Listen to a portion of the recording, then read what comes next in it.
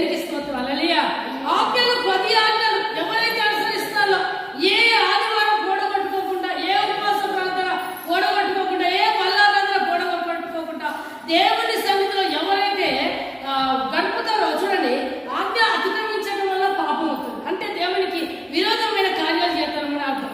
మన జీవితంలో కార్యాలు జరగకపోవడానికి దేవునికి విరోధంగా నడుచుకున్నప్పుడు మన జీవితంలో కార్యాలు జరుగుతాయని మనకు తెలిసిపోతుంది. అందుకే ఆజ్ఞలు గైకొని వాడు తను కాపాడుకోను, తన ప్రవర్తన విషయమే అజాగ్రత్తగా నుండి వాడు చచ్చు. దేనికి స్తోత్రం. హల్లెలూయా.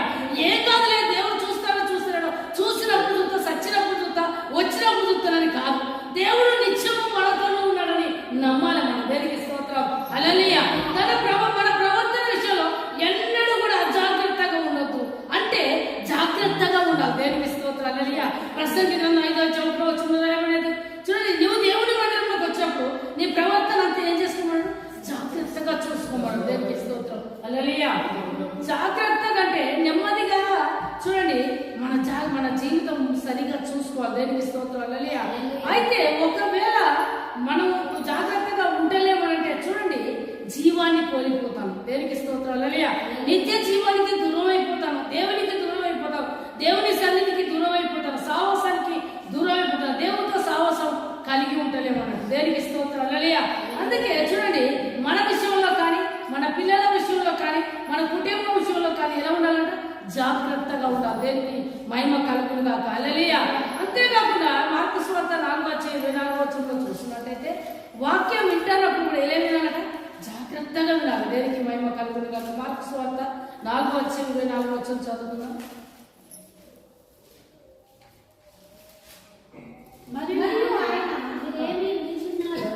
జాగ్రత్తగా చూసుకోండి. చాలా దేనికి స్తోత్రం. ఇక్కడ చూడండి, మరియు ఆయన మీరేమి వినిచున్నారో జాగ్రత్తగా రండి. కూర్చొని బాడీ ప్రెసెంట్ మైండ్ ఆబ్సెంట్ ఉండొద్దు, కానీ వినిన వాక్యము మన హృదయంలో బలవంతంగా మార్చబడి అది ఆశీర్వాదకరంగా దీవెనకరంగా మార్చబడాలి మనకు. దేనికి స్తోత్రం. హల్లెలూయా.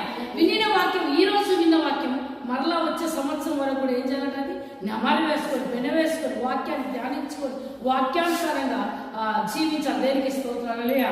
వినుటలో జాగ్రత్త కలిగి ఉండాలి. ఇటు అటు చూడదు, సెల్ ఫోన్ పట్టుకోవద్దు, పక్కకు చూడొద్దు, బ్యాగులు తిప్పుకోకూడదు, కవర్లు తిప్పుకోవద్దు. ఏం చేయాలంటే బైబిలే చూడాలి, దైవ సేవకులు చెప్పే వాక్యం మాత్రమే ఉండాలి, వినాలి మన చెవులతో. దేవునికి మహిమ కలిగి. యాకోబు పత్రిక 1:22 చూసినట్టయితే, యాకోబు పత్రిక 1:22 చదువుతుంది. మీరు వినువారు మాత్రమే ఉండి మీరు మోసపుచ్చుకోకుండా వాక్య ప్రకారము ప్రవర్తించు వారై ఉండుడి. ఎవడైనా వాక్యమును వినివాడై ఉండి దాని ప్రకారం ప్రవర్తించని వాడైతే వాడు అర్థంలో తన సహజ ముఖమును చూసుకొని. దేనికి స్తోత్రం. చూడండి, దేవుడి వాక్యం ఎలాంటిదంటే చూడండి, మీరు వినువారే మాత్రమే ఉండి మిమ్మల్ని మీరు మోసపుచ్చుకున్నప్పుడు వాక్య ప్రకారం ప్రవర్తించేవారే ఉండాలి. దేవునికి మహిమ కలుగుతుందా. హల్లెలూయా. హల్లెలూయా. వాక్యము విన్నప్పుడు ఎలా వినాలంటే చూడండి, మనం వినువారమే మాత్రమే కాక మిమ్మల్ని మీరు మోసపుచ్చుకో. నాకు తెలిసిన వాక్యమే, ఇంతకుముందు విన్న వాక్యమే, నాకు తెలుసులే అన్నది ఎన్నడూ ఉండదు. దేనికి స్తోత్రం. హల్లెలూయా. ఎంత విన్నా బైబిల్ వాక్యము నూతనమైనది. వాక్యము మనతో మాట్లాడినట్టే అనిపిస్తుంది. ఏ దైవ సేవకులు మాట్లాడినా కూడా వాక్యము ఎలా అనిపిస్తుందట? ఒక్కొక్కరి ద్వారా ఒక్క మర్మం మనతో బయలుపరిచినట్టుగా మన జీవితాలు దిద్దుకోవడానికి, మన ప్రవర్తన సరి చేసుకోవడానికి, మనం ఎలా దేవుని సన్నిధిలో గడపాలో ఆ వాక్యం తేట తెల్లగా మనల్ని పవిత్రపరుస్తుంది. దేనికి స్తోత్రం. హల్లెలూయా. అయితే చూడండి, మొదటిగా ప్రవర్తన విషయంలో జాగ్రత్తగా ఉండాలి, రెండోది వినుట విషయంలో జాగ్రత్తగా ఉండాలి. ఇక్కడ చూసినట్టయితే మూడవ విషయం చూసినట్టయితే మార్కు సువార్త 13:33 చూసినట్టయితే, మార్కు సువార్త 13:33 చూసినట్టయితే దేవునికి మహిమ కలుగుగాక. జాగ్రత్త పడుడి, మెలకువగా ఉండుడి, ప్రార్థన చేయండి, ఆ కాలం ఎప్పుడు వచ్చునో మీకు తెలియదు. ఆమేన్. దేనికి స్తోత్రం. హల్లెలూయా. ఎలా ఉండాలట? జాగ్రత్తగా ఉండాలట. యేసు ప్రభు రాకడ ఉన్నది, రెండో రాకడ ఎప్పుడు వస్తుందో తెలియదు. కాబట్టి మెలకువగా ఉండి ఎప్పుడు చేయాలి? నిద్రపోతులుగా సోమరిపోతులుగా ఉండకుండా మెలకువగా ఉండి ఏం చేయాలంటే ప్రార్థన విషయంలో కూడా జాగ్రత్తగా ఉండాలి. దేనికి స్తోత్రం. హల్లెలూయా. ఎప్పుడెప్పుడు అంటే ఏ సమయం దేవుడు వస్తుందో మనకు తెలియదు. కాబట్టి సిద్ధపాటు కలిగి బుద్ధి గల కన్యకల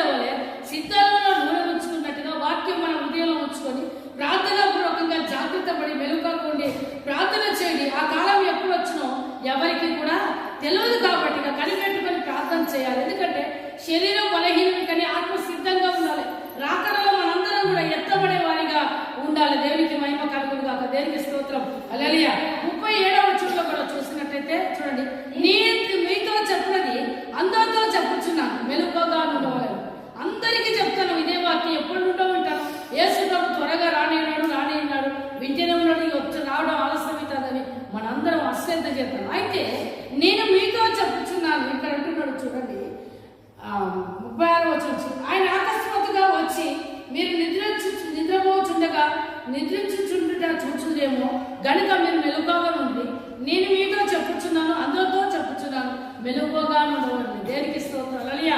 ప్రార్థన ప్రార్థన ప్రార్థన. మన జీవితంలో ఎవరి జీవితంలో అయితే ప్రార్థన ఉంటుందో వారి జీవితంలో నిజంగా దేవుడు అత్యంతంగా దేవిస్తాడు. దేనికి స్తోత్రం. హల్లెలూయా. ఒక భక్తుడు అంటున్నాడు, నీ జీవితంలో ఇంతగా ఆస్వాదించబడడానికి, ఇంతగా హెచ్చించబడడానికి ఏంటిది కారణం అంటే అన్నిటికీ సమాధానం ఒకటి చెప్తాడు, ప్రార్థన ప్రార్థన ప్రార్థన. దేనికి స్తోత్రం. హల్లెలూయా. దేని వల్ల కాదు కానీ ఇది ప్రార్థన వల్ల సాధ్యం అని రాయబడి మార్కు సువార్త 9:27 చూసినట్టయితే ఈ దయ్యం ఎట్లా ఉండిపోయింది అంటే ప్రార్థన వల్ల సాధ్యం. దేనికి స్తోత్రం. హల్లెలూయా. శక్తి చేత బలం చేత ఏది కూడా జరగదు కానీ దేవుని ఆత్మ ద్వారా ప్రతి కార్యాన్ని జరిగిస్తారు. మొదటిగా చూసినట్టయితే ప్రవర్తన విషయమే జాగ్రత్తగా ఉండాలి.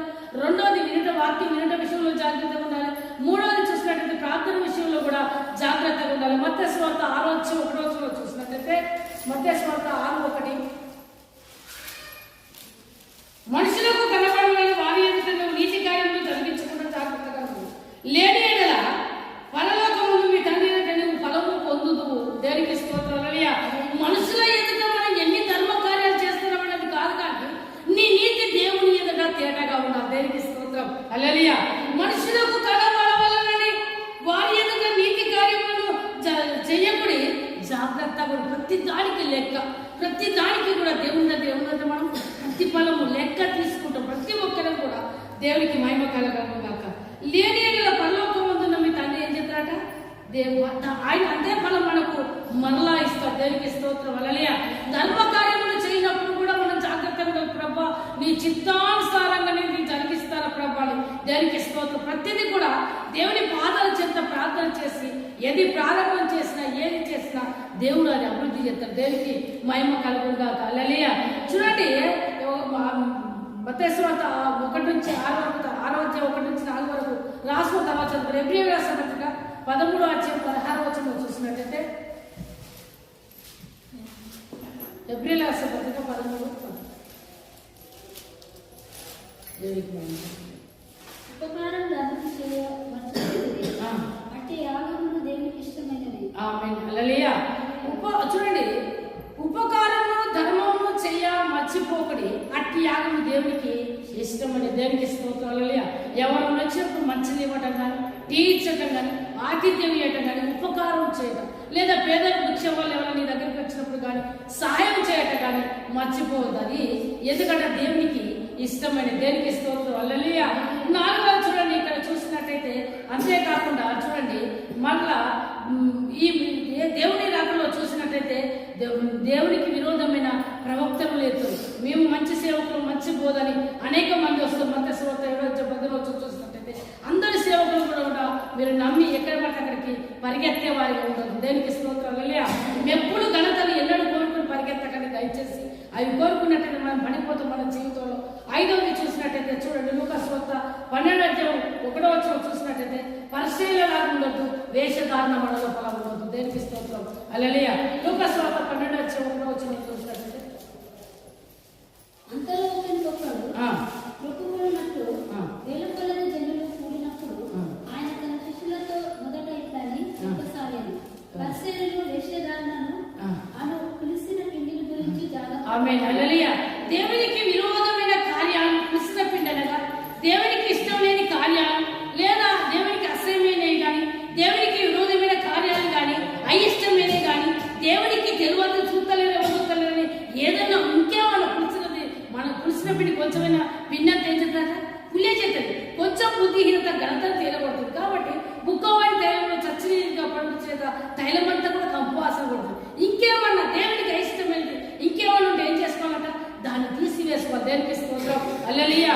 పరిసయ్యులలాగా మనం ఉండొద్దు. పరిసయ్యులు తను తాను హెచ్చించుకున్నవారు, సుంకాన్ని తగ్గించుకున్నవారు.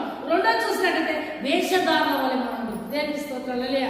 వేష్యనైన దేవుడు క్షమిస్తాడంటే కానీ వేషధారిని దేవుడు వేషధారి వలె ఉండొద్దు. మన అలంకరణ దేవునికి మాదిరికరంగా మార్చబడాలి. దేనికి మహిమ కలుగుతుందిగా ఇష్టమైన మనల్ని చూసిన వారు ప్రభుని చూసి ప్రభుని మహిమపరిచే బిడ్డలుగా మనం ఉండాలి. దేనికి స్తోత్రం. హల్లెలూయా. ఇంకా చూసుకుందాం పులిసిన పిండి విషయంలో అజాగ్రత్త జాగ్రత్తగా ఉండాలి. ఇంకేదైనా ఉంటే ఈ పాత సంవత్సరం విడిచిపెడతాం, కొత్త సంవత్సరం వరకు కూడా ఉండదు. ఏంటంటే పాత సంవత్సరం పాత గతించిన సంవత్సరం నూతనమైనట్టుగా పులిసినది ఇంకేమన్నా విరోధమైనదంటే దాన్ని తీసివేస్తున్నాం. దేనికి స్తోత్రం. హల్లెలూయా. చూడండి లూకాసు వార్త 34 చూసినట్టయితే ఒకళ్ళ తిండి వీళ్ళను, ఐక్య విచారం వాళ్ళను, మత్తు వాళ్ళను దేనికి స్తోత్రం. కొంతమంది చూసినట్టయితే ఎప్పుడు నిద్రపోతూ ఉంటారు కదా చాలా మంది. కొంతమంది చూసినట్టయితే విరామాలు కూడా తింటూనే ఉంటారు, ఎంత తిన్నా అంతే ఉంటారు అగ్గిపుల్ల లెక్క. దేనికి స్తోత్రం. హల్లెలూయా. 4 చూసినట్లయితే ఐక్య విచారంగా రేపు ఎట్లా ఇయ్యాలి, ఎట్లా పిల్లలకి ఎట్లా ఉద్యోగాలు కావాలి, పెళ్లి అది కానీ ఐక్యంగా విచారములు మన లోపల ఇంకేమన్నా ఉన్నాయేమో వాటిని ఏం చేయాలట విడిచిపెట్టుకుందాం. దేనికి మహిమ కలుగుతుంది. చదవండి లూకాసు వార్త 34 వచ్చారు.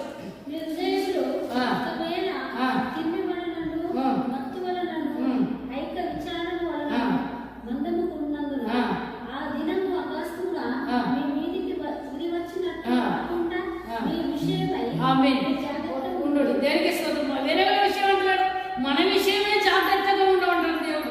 మీ హృదయంలో ఒకవేళ తిని ఉపవాసం చేయాలంటే చేయలేను, నాకు బలహీనము, నేను చేయలేను, చెయ్యే స్థితి నాకు లేదు, నాకు కుదరదని మనం అనుకుంటాం చాలాస్తారు. అందుకే మీ హృదయంలో ఒకవేళ తిండి వాళ్ళను, మత్తు వాళ్ళను, దేనికి బాగా తిన్నాం చెబుతుంది నిద్ర వచ్చేది, మత్తు వాళ్ళను అంతేకాకుండా కొంతమంది పగలు పడుకునే అలవాటు కూడా ఉంటుంది. అలా కాకుండా చూడండి, మత్తు వాళ్ళను ఐక్యంగా విచారంలో మందంగా ఉన్నప్పుడు ఆ దినం ఆకస్మికంగా మీ మీదకి ఉరి వచ్చినట్టుగా అపవాది వాళ్ళు ఏం చేస్తారట, ఉరి వచ్చినట్టుగా వచ్చి ఏం చేస్తారట మనల్ని రాకుండా దాని విషయంలో మనం జాగ్రత్తగా ఉండాలంట. దేనికి స్తోత్రం. హల్లెలూయా. అయితే చూడండి మా మత్తయి వార్త 10:17 చూసినట్టయితే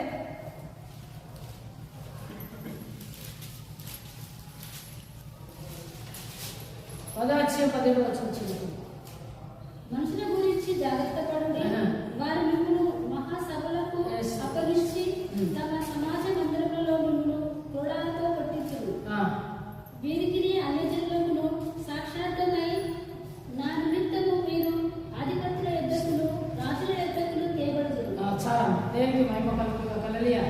చూడండి ఇక్కడ 10:34 చూసినట్టయితే చూడండి, నేను భూమి మీదకి సమాధానం పంపించి తిని అని తలంచి ఖడ్గము కానీ సమాధానం కానీ పంపుట నేను రాలేదు. దేనికి స్తోత్రం. హల్లెలూయా. అయితే చూడండి ఇక్కడ చూసినట్లయితే దేవునికి మహిమ కలుగులాగా మనుషుల విషయంలో కూడా మనం ఎలా ఉండాలంటే జాగ్రత్తగా ఉండాలి. దేనికి స్తోత్రం. హల్లెలూయా. ఎలా ఉన్నామని చెప్తున్నాడు ఇక్కడ చూసినట్టయితే, మనుషుల గురించి జాగ్రత్త పడండి, వారు మిమ్మల్ని గురించి మహాసభలకు అప్పగించు.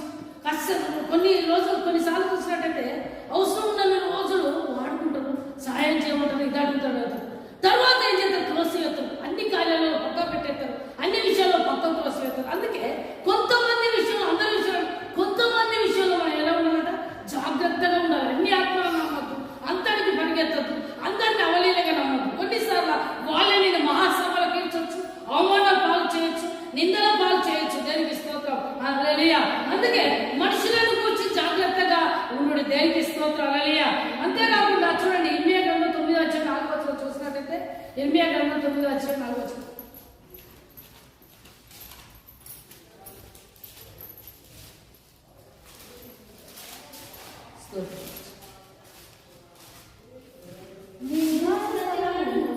తన పొరుగువాడి విషయంలో జాగ్రత్తగా ఉండవాలని ఏ సహోదరునైనను నమ్మకుడి. నిజంగా ప్రతి సహోదరుడు తంత్రము కొట్టి తన సహోదరుని కోపగించును, ప్రతి పొరుగువాడు కొండము చంపగా తిరుగులాడుచున్నాడు. సత్యం కలగా ప్రతివాడు తన పొరుగువాడిని వంచు అబద్ధములాడుతూ తమ నాలుకకు అభ్యాసం చేస్తారు. మొదటి నుంచి కూడా నాలుక అది సాధన చేసినట్టే, ట్రైనింగ్ తీసుకున్నట్టే, కోచింగ్ తీసుకున్నట్టే. దేనికి స్తోత్రం. హల్లెలూయా. ఏం చెప్తారట, ఇది అన్నీ కూడా మోసకరమైన మాటలు, కొండములు కానీ ప్రతి వారు కూడా ఏం చేయాలట. అందుకే మనం ఏం చేయాలట, మనుషులు అందరికి గురించి జాగ్రత్తగా ఉండాలి. ఎక్కడ ఏది మాట్లాడాలో అది మాత్రమే మాట్లాడాలి, ఎక్కడ ఎలా ప్రవర్తించాలో అలా మాత్రమే ప్రవర్తించాలి.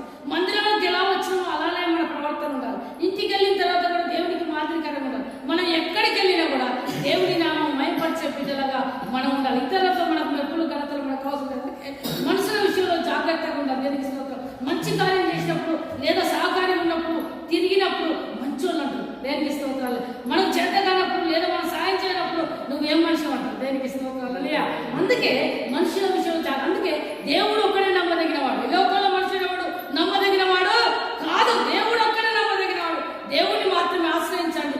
దేవుడు మాత్రమే మన జీవితంలో సహాయం చేస్తారు. దేవుడికి మహిమ కలిగి వివాహస్వత 1-3 వరకు చదివినా కూడా అందులో కూడా దేవుడికి మహిమ కలుగుగా. వివాహస్వత 4 దేవుడికి మహిమ 4:1-3 యోహాను కంటే యేసు ఎక్కువ మందిని శిష్యులుగా చేసుకొని వారికి బాప్తిసం ఇచ్చుచున్న సంగతి పరిసయ్యులు వినిరని ప్రభువుకు తెలిసినప్పుడు ఆయన యూదయ దేశం నుంచి గలిలయ దేశంలోకి తిరిగి వెళ్ళాను. ఆయనను యేసు బాప్తిసం ఇవ్వలేదు, కానీ ఆయన శిష్యులు ఇచ్చుచుండేది. ఆయన సమరయ మార్గంలో వెళ్ళినప్పుడు కనుక చూడండి, ఇక్కడ చూసినట్టయితే కూడా చూడండి, యోహాను కంటే గొప్పవాడు మనతో ఉన్నాడు. దేవునికి స్తోత్రాలు. హల్లెలూయా. అని యోహాను చేత బాప్తిసం ఇవ్వడానికి మాత్రమే దేవుడు ఏర్పాటు చేసుకున్నాడు. దేవునికి స్తోత్రం. హల్లెలూయా. ఆ సంగతి తెలిసినప్పుడు చూడండి, ఆయన యూదయ దేశం నుంచి గలిలయ దేశముకు తిరిగి వెళ్ళిపోయాడు. దేనికి స్తోత్రాలు. హల్లెలూయా. చూడండి, ఈ వాక్యాన్ని విని చూడండి, వాక్యానుసారంగా జీవించేవాడు నిజంగా అర్థంలో తన సహజ ముఖం చూసుకొని మనల్ని సరి చేసుకున్నవాడు. మొదటిగా చూసినట్టయితే మన ప్రవర్తన చూడండి, మనందరికీ కూడా ఏమన్నమాట, ప్రవర్తన విషయంలో జాగ్రత్తగా ఉండాలి. రెండోది వాక్యం వినే విషయంలో కూడా జాగ్రత్తగా ఉండాలి. మూడోది చూసినట్టయితే చూడండి, ధర్మ కార్యములు చేసే విషయంలో కూడా జాగ్రత్తగా ఉండాలి. దేనికి స్తోత్రం. అబద్ధ ప్రవక్తలకు చూడండి, మనల్ని భ్రమ పెట్టే పాస్తలు ఇంకా అనేక మంది వస్తే మనల్ని భ్రమ పెడతారు. వారి విషయంలో కూడా జాగ్రత్తగా ఉండాలి. పరిచయలో కానీ చూడండి, వేషధారణ వలె పులిసిన పిండి మన లోపల ఇంకేమైనా ఉంటే దాన్ని తీసివేసుకున్నాం. తిండి వల్లనో, మత్తు వల్లనో, ఐక్యంగా విచారంలోనో దేని వల్ల పడిపోతున్నామో, ఉపవాసం చేయలేకపోతున్నామో, బలహీనంగా ఉంటామో, ఏ విషయంలో పడిపోతున్నామో ఆ విషయంలో ఈరోజు మన జీవితాన్ని సరి చేసుకున్నాం. అంతేకాకుండా మనుషుల విషయంలో కూడా జాగ్రత్తగా ఉండాలి. ఏ ఆత్మను నమ్మద్దు. ఎవరు కూడా నమ్మదగిన వారు కాదు. దేవుడు ఒక్కడే నమ్మదగిన వాడు. కాబట్టి ఆయనకు మాత్రమే భయపడే వారిగా ఉన్నాం. దేవుడు పరిశుద్ధవాడు దీవించి ఆస్వాదించదు కాక ఆమె ప్రార్థన చేస్తున్నాం. స్తోత్రం రాజా వందనాలు చెల్లిస్తున్న పరిశుద్ధాత్మ దేవ, మేము ఏ విషయాలలో జాగ్రత్తగా ఉండాలో తండ్రి, ఈ పాత సంవత్సరంలో మా జీవితాలు సరి చేసుకోవడం నీ వాక్యం ద్వారా మీరు మాట్లాడే దేవుడు నా తండ్రి, నీకు మహిమ చెల్లిస్తున్నాను తండ్రి. మా ప్రవర్తన విషయంలో మేము జాగ్రత్తగా ఉండటం సహాయం చేయాలి తండ్రి. స్తోత్రాలు. వాక్యం విని దాన్ని అనుసరించి జీవించడానికి మా జీవితాలు సరిచేయండి నా ప్రభావితం. ధర్మ కార్యములు చేయటకు సహాయం చేయండి నా ప్రభావితం.